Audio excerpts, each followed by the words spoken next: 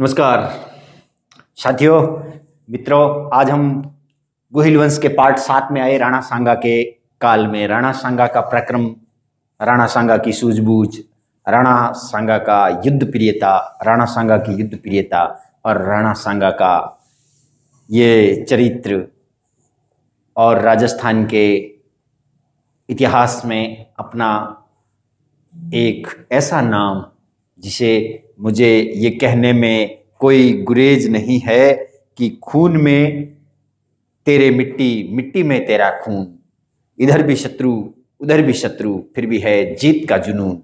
यह है राणा सांगा। राणा सांगा के पराक्रम की पराकाष्ठाएं इतिहास से बाहर निकल कर आती है। 80 घाव लिए राणा सांगा। मैं आपको कल बात कर रहा था कि गुजरात, मालवा, आसपास के चंदेरी सब राणा सांगा की अधीनता स्वीकार कर चुके हैं। उधर इब्राहिम लोदी को 2-2 युद्धों में हरा के ये भी दिखा दिया कि दिल्ली भी मेवाड़ पर अपना आधिपत्य स्थापित नहीं कर सकती। मेवाड़ भी ही एक ऐसा राज्य है, मेवाड़ ही एक ऐसा वंश है, सिसोदिया वंश, गुहिल वंश, शाखा सिसोदिया और राणा सांगा। हम पहुंच गए थे बाबर तक। राजस्थान के इस एरियाज में हम घूमते घूमते आए थे और हमने दिल्ली के अंदर एक शासक को पढ़ा था। किसको? बाबर। कौन हार गया?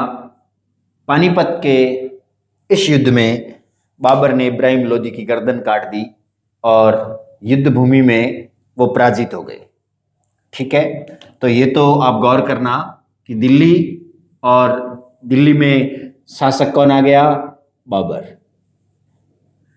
और इधर राणा सांगा। मेवाड़ के अंदर कौन है? राणा सांगा।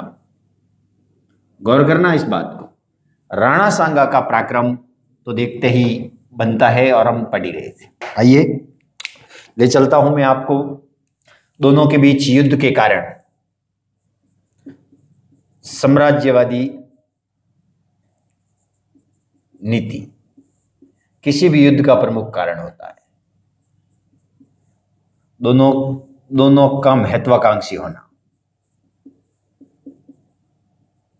दोनों का क्या होना? महत्वाकांक्षी। दोनों महत्वाकांक्षी है, दोनों की साम्राज्यवादी नीति है, दोनों अपने राज्य को बढ़ाना चाहते हैं। राणा सांगा जब दिल्ली को 2 बार हरा चुका है सांगा, तो निश्चित रूप से दिल्ली, और बाबर दिल्ली पे आया है तो उस पर भारत में रहने के लिए राणा सांगा को हराना होगा, क्योंकि वो इस बात को जानता है कि राणा सांगा वास्तविक भारत, उत्तर भारत का शासक है, ना कि इब्राहिम लोदी। क्योंकि इब्राहिम लोदी तो सांगा क्या, तो 2 बार हार चुका।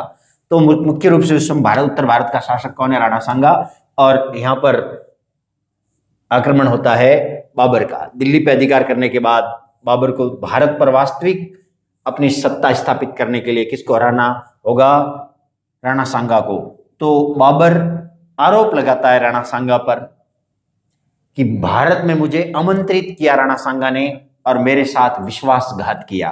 तो बाबर इस पे राणा सांगा पे आरोप लगाते हैं कि सांगा ने मुझे आमंत्रित किया था लेकिन फिर मेरी सहायता नहीं की। लेकिन उलट यहां पर एक बात निकल कर यह आती है इसके कि राणा सांगा जब स्वयं दिल्ली को हराने में सक्षम है, 2 बार उसे पराजित कर चुके हैं, तो वो एक बार के मजबूत दुश्मन को हिंदुस्तान में दखल अंदाजी करने का मौका क्यों देंगे? तो निश्चित रूप से नहीं देंगे। तो इस बात को हम खारिज कर सकते हैं, इस बात को हम हटा सकते हैं। लेकिन जो भी है, दोनों की साम्राज्यवादी नीति और दोनों का महत्वाकांक्षी होना यह तय करता है कि 14 फरवरी को ये रहा अपने क्षेत्र है बयाना भरतपुर का। 14 फरवरी को कब? गौर करना कि 14 फरवरी को भरतपुर, ये जगह दिख रही है आपको? कौन सी? भरतपुर। भरतपुर में एक जगह है, मैंने आपको सभ्यताओं में भी बहुत कुछ बताया है। बयाना बड़ा महत्वपूर्ण स्थल है। इस बयाना नामक स्थान पर 14 फरवरी को बयाना का युद्ध हुआ। बयाना का युद्ध किसके बीच? राणा सांगा और बाबर की सेना के बीच। राणा सांगा ने विशाल सेना लेकर, बड़ी सेना थी राणा सांगा की, पूरा राजपूताना राणा सांगा के छत्र के नीचे लड़ रहा था। तो राणा सांगा की सेना ने बाबर की सेना को बुरी तरह से इस युद्ध में पराजित किया और बाबर का एक सेनापति संगर खां मारा गया। कौन? बाबर का सेनापति संगर खां मारा गया और युद्ध में विजय हासिल हुई। किसको युद्ध में विजय हासिल हुई? बाबर को, सॉरी राणा सांगा को। राणा सांगा ने युद्ध में विजय हासिल की और बाबर का हृदय टूट गया। निराशा सेना में फैलने लगी और गलती ये रही राणा सांगा की कि तुरंत प्रभाव से आक्रमण अगर और तेजी से कर दिया गया होता तो परिणाम कुछ और होते और भारत के इतिहास को कुछ और तरीकों से पढ़ा जाता। हम मुगल लंबी वंश परंपरा पढ़ते हैं, बहादुर शाह जफर तक जाती है बाबर से शुरू होने के बाद, जो 1857 की क्रांति तक कहीं ना कहीं भारत के नेतृत्व का भार संभाल रहे होते हैं। लेकिन इस युद्ध के बाद अगर तुरंत बाबर के ऊपर सांगा का आक्रमण होता तो नेस्तनाबूद निश्चित रूप से होता। लेकिन 14 फरवरी से 17 मार्च तक लगभग एक महीना तक दोनों मोर्चे डालकर आमने सामने पड़ी रही और राणा सांगा की सेना में अति विश्वास आ गया। अति विश्वास होना अच्छी बात है, लेकिन अति विश्वास कि अब थोड़े ही समय बाद हम इस सेना को पराजित कर देंगे, भगा देंगे। यकीन जानिए इस 28-29 दिनों में बाबर ने अपनी सेना के अंदर एक नया जोश संचार करने का काम किया। हालांकि राणा सांगा चुप नहीं रहे। इस बीच बाबर ने अपने सेना के लिए प्रयास किया और उसके पास ऐसा तो था नहीं कि नए संसाधन आने वाले थे, नई सेना ला सकता था। उसके पास जो संसाधन थे उसके अंदर एक ऐसी आग जलानी थी, उनके अंदर कुछ ऐसा उबाल लाना था कि उन्हीं संसाधनों से युद्ध भूमि में कुछ नया करके दिखाना था बाबर को। राणा सांगा के पास एक ऑप्शन था, तो राणा सांगा ने इस युद्ध से पहले, युद्ध कौन सा होगा? युद्ध होगा खानवा का युद्ध। बड़ा ही महत्वपूर्ण युद्ध है खानवा का युद्ध। कैसा युद्ध? दोनों के बीच खानवा का युद्ध। यह भी भरतपुर में है, गंभीर नदी के किनारे। एक नदी है कौन सी? गंभीर नदी के किनारे एक जगह है रूपाबास तहसील। कौन सी तहसील? रूपाबास तहसील में, भरतपुर में ये भी जगह है, ये यहां पर रूपाबास तहसील के पास ये एक जगह है, एक मैदान है। कैसा मैदान? खानवा का मैदान। और 17 मार्च 1527 पहला युद्ध हुआ है। 14 फरवरी, गौर करना आप, 14 फरवरी, कब? 14 फरवरी 1527 को। कौन सा? बयाना का युद्ध। और ये युद्ध हुआ 17 मार्च 1527 को। तो महीने से कुछ ज्यादा का समय मिला बाबर को अपनी सेना में उत्साह का संचार करने का। और राणा सांगा ने एक जो योजना अपनाई, उस योजना को, या उनके दिमाग में जो विचार आया कि भारत के अंदर जो नई सत्ता मुगलों के रूप में स्थापित हुई है वो ज्यादा खतरनाक है। जो सुल्तान शासक थे उनसे भी ज्यादा डेंजरस वंश परंपरा है मुगल। तो इन्होंने एक वंश परंपरा का कार्य किया और उसे कहते हैं पाती पैरवन। पाती पैरवन का मित्रों अर्थ होता है, पाती पैरवन हम उसको कहते हैं जिसके अंतर्गत धर्म रक्षा के लिए, अपने क्षेत्र की संस्कृति की रक्षा के लिए आसपास के सभी राजाओं का आह्वान करना और अपनी सहायता के लिए सभी मिलकर एक विदेशी ताकत को बाहर खदेड़ना। लेकिन इस पाती पैरवन परंपरा के अंतर्गत राणा सांगा की जो अपील थी वो पूरे राजपूताना में स्वीकार की गई। पाती पैरवन परंपरा के अंतर्गत प्रत्येक राजपूत रियासत लड़ने के लिए आई। आमेर से पृथ्वीराज, आमेर से कौन लड़ने आया? पृथ्वीराज कच्छावा। ईडर से कौन लड़ने आया? भारमल। ईडर से। चंदेरी से कौन आया? मेदिनी राय। कौन आया? मेदिनी राय। चंदेरी से, ईडर से भारमल, चंदेरी से मेदिनी राय। मारवाड़ जोधपुर से राजकुमार मालदेव। उस समय मालदेव शासक नहीं है। बीकानेर से कुंवर कल्याणमल।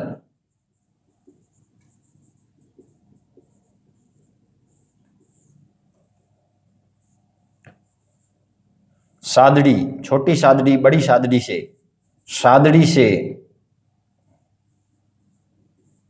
सादड़ी से झालाजा।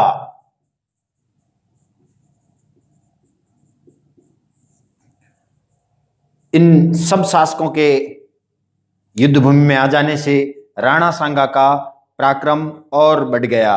राणा सांगा ने अपने पराक्रम की सीमाएं और दिखा दी। राणा और मेड़ता से वीरमदेव। मेड़ता से कौन आया? मेड़ता से वीरमदेव आया। ये भी महत्वपूर्ण लोग हैं। सलहदी तंवर जो जहां से आएगा वो, और शिरोई से अखेराज देवड़ा। मेड़ता से वीरमदेव और शिरोई से अखेराज देवड़ा, ये हैं हमारे यहां राणा सांगा के साथ। और भी बहुत सारी जगह से छोटे मोटे लगभग 100 छोटे मोटे 106 राव इस युद्ध में राणा सांगा का साथ देने के लिए अपनी छोटी मोटी सेना लेकर युद्ध भूमि में गए हैं, लेकिन ये प्रमुख रूप से थे। लेकिन राणा सांगा की सेना का जो मुख्य सेनापति था वो था हसन खां मेवाती, जो नागौर से गया। सेनापति कौन है? हसन खां मेवाती। इस युद्ध में राणा सांगा का तो अपन वैसे धर्म युद्ध तो नहीं कह सकते। नागौर से हसन खां मेवाती, हसन खां मेवाती जो सेनापति था इस युद्ध का, खानवा के युद्ध का सेनापति। इसमें सलहदी तंवर जिसने विश्वासघात किया और युद्ध के समय बाबर की तरफ जा मिला। सलहदी तंवर, ठीक, रायसेन से युद्ध करने के लिए आया है। रायसेन एक जगह है, वहां से तो सलहदी तंवर द्वारा विश्वासघात किया गया और युद्ध के समय उस तरफ चला गया। तो ये तो था राणा सांगा की खानवा के युद्ध से पहले तैयारी। पाती पैरवन परंपरा के अंतर्गत फला योद्धा युद्ध भूमि में लड़ने के लिए आए और बाबर के पास सेना नहीं थी लाने के लिए, उन्हीं में ही संचार करना था। तो एक ज्योतिष को बुलाया गया और उसने सोचा कि ज्योतिष कुछ ऐसी बातें बोल दी जिससे सेना में उत्साह का संचार हो जाए तो अच्छा रहेगा। लेकिन ज्योतिष भी ठहरा अपनी जान बचाने वाला। उसने कहा कि बाबर तुम्हारी हार निश्चित है और तुम भारत छोड़ जाओ तो तुम्हें इसमें फायदा है, भारत को छोड़ जाने में ही फायदा है। लेकिन निहायती बाबर एक मजबूत हौसले और इरादा वाला आदमी है। उसने सेना के अंदर बयाना युद्ध के बाद जिस प्रकार से उनके आत्मविश्वास में जो कमी आई है, उनके हौसले टूट गए हैं, उनको संचार करने के लिए उसने शराब को पीना छोड़ दिया। सैनिकों के ऊपर जो कर लगता था वो माफ कर दिया और एक ओजस्वी भाषण बाबर का, कहते हैं कि तुजुके बाबरी में और कई और विद्वान जो उसके समय उनके साथ है, गुलबदन बेगम जो बेटी है बाबर की, उन सब से ये जानकारियां मिलती है कि बाबर का इतना ओजस्वी पूर्ण भाषण था। बाबर अपने सैनिकों से कहता है कि हम उस जमीन से आए हैं, उस सरजमी से आए हैं जहाँ सिर्फ रेत के टीले और खजूर हैं। क्या आप सब वापस उन मुसीबतों और झंझावतों से अपने आप को उस क्षेत्र में ले जाकर फिर से परेशानियों में डालना चाहते हो, या भारत जैसी इस भूमि के, जिस भूमि में जो भूमि सोने की चिड़िया है, जो सोना उगलती है, इस भूमि के लिए अपना सर्वस्व त्याग कर देने के लिए तैयार हो तो उठाओ शमशीर, उठाओ तलवार और रणभूमि में दिखा दो अपना शौर्य। मर गए तो गाजी कहलाओगे और स्वर्ग में जाओगे। गाजी की स्वयं ने उपाधि धारण की। कलंदर स्वयं को कहता था बाबर की इस प्रकार की ओजस्वीपूर्ण वाणी और मुगलों के लिए अपना सब कुछ सर्वस्व गवा देने की जो प्रेरणा थी, वो सैनिकों के अंदर एक गजब का उत्साह, एक अजब गजब का उत्साह प्रवाहित करती है और रणभूमि में मुगल पूरे उत्साह के साथ 17 मार्च को आ डटते हैं, 17 मार्च 1527 को। और इधर बहुत बड़ी सेना राणा सांगा की, दोनों का युद्ध शुरू होता है रूपाबास नदी के किनारे। युद्ध भूमि में बाबर के द्वारा एक पद्धति अपनाई जाती है और उस पद्धति को हम कहते हैं तुलुगुमा पद्धति। कौन सी पद्धति? तुलुगुमा पद्धति। तुलुगुमा पद्धति के अंतर्गत बाबर तोप खाने का प्रयोग करता है। तोप खाना, एक तो तोप खाने का प्रयोग करता है, दूसरी कुछ सैनिक रिजर्व रखता है, कुछ एक विशेष घेराव के साथ तीरंदाजों का बेहतरीन प्रयोग, और कुछ सैनिकों को ही, कम सैनिक होने के बावजूद भी कुछ सैनिकों को कहाँ रखता है? रिजर्व में रखता है, बाद में उनकी सहायता के लिए भेजेगा। तो तुलुगुमा पद्धति मुख्य रूप से शुरुआती तोपखाना, और अधिकतर बाबर के पास अधिकतर है घुड़सवार। क्या है? घुड़सवार, हाथी नहीं है। और राणा सांगा की सेना में अधिकतर क्या है? हाथी। हाथी पर बैठकर ज्यादा युद्ध कर रहे हैं और घोड़े पर बैठकर घुड़सवारी अधिक हो रही है। युद्ध के प्रारंभ में ही तोपखाने का प्रयोग किया गया, जिससे हाथी भड़के और अपनी सेना की तरफ बढ़े तो काफी नुकसान पहुंचा गए। नंबर 1 कारण। दूसरा, बाबर अपनी पुस्तक तुजुक बाबरी में लिखता है, बाबर की एक पुस्तक है तुजुक बाबरी, तुजुक बाबरी या बाबरनामा, अपनी स्वयं की आत्मकथा है तुजुक बाबरी। उसमें बाबर लिखता है कि युद्ध में मेरे को युद्ध जिताने का कार्य किया मेरे तीरंदाजों ने। वो स्वयं तो इस बात को मानता है कि तीरंदाजों के कारण, कहते हैं कि अच्छे तीरंदाज थे, बड़े अच्छे निशानेबाज थे, काफी हद तक उन्होंने नुकसान पहुंचाया। राजपूत सेना, राणा सांगा की यह सेना पहली बार तोपखाना देख रही थी। तोप के धमाकों ने उनके अंदर बढ़ रहे उस खून के उबाल और उत्साह को कुछ हद तक कम कर दिया। इसी कारण से सेना के अंदर निरुत्साह का संचार हुआ। सलादी तंवर ने बीच युद्ध में उस तरफ मिलकर विश्वासघात कर दिया, और सबसे प्रमुख जो कारण था राणा सांगा का अग्रिम पंक्ति में लड़ना, कि एक तीर राणा सांगा को आकर युद्ध भूमि में लगा, राणा सांगा घायल हो गए, उनको युद्ध भूमि से बाहर ले जाया गया। और मैं आपको बता रहा था कि शादड़ी के झाला आजा ने उनका छत्र अपने सर पर धारण कर लिया। लड़ते हुए राणा सांगा की जगह वीरगति को प्राप्त हुए कौन? झाला आजा। झाला अजा उनकी जगह लड़ते हुए वीरगति को प्राप्त हुए। हसन खां मेवाती युद्ध भूमि में जो सेनापति है, लड़ते हुए वीरगति को प्राप्त हो गया। राणा सांगा को वहां से ले जाया गया कालपी नामक स्थान पर। फिर कालपी, जो एक उत्तर प्रदेश में जगह है, कालपी यूपी में रह गया, यहां पर है कालपी, कालपी पर ले जाया गया। लेकिन वहां से कुछ समय बाद बसवा दौसा लेके आया गया। कहां पर? बसवा दौसा में लेके, लेकिन वहां उनका देहांत हो गया। कहते हैं कि राणा सांगा की जब तंद्रा टूटी तो उन्होंने तुरंत तलवार उठाई, बोले कहां लेके आ गए? चलो युद्ध भूमि में और लड़ते हैं, दुश्मन के बीच से मेरे को कहां लेके आ गए? ये मेरे प्रतिष्ठा पे, मेरे जीवन काल पे दाग रहेगा। लेकिन कहते हैं कि कुछ सैनिकों ने, वहां के कुछ लोगों ने, वहां पर बैठे कुछ सेनापतियों ने जहर दे दिया, बोले फिर से समस्या खड़ी हो जाएगी। तो राणा सांगा जैसा एक वीरवर व्यक्तित्व, पराक्रमी की पराकाष्ठा, और युद्ध भूमि में एक ऐसे सैनिक का भग्नावशेष बसवा के अंदर अपने प्राण त्याग देता है, स्वर्ग को सिधार जाता है। और मंडलगढ़ भीलवाड़ा में राणा सांगा की कौन से स्थान पर? मंडलगढ़, ये यहां पर है भीलवाड़ा में। कहां पर? भीलवाड़ा,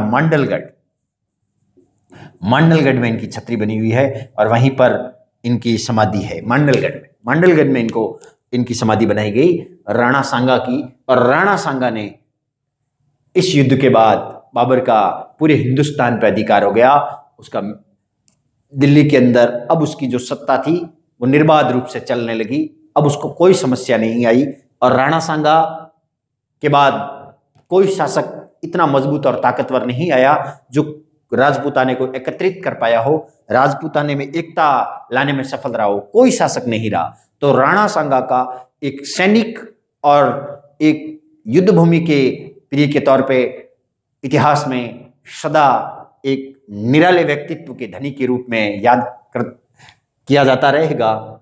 ऐसे थे राणा सांगा और उनका शौर्य, उनका पराक्रम।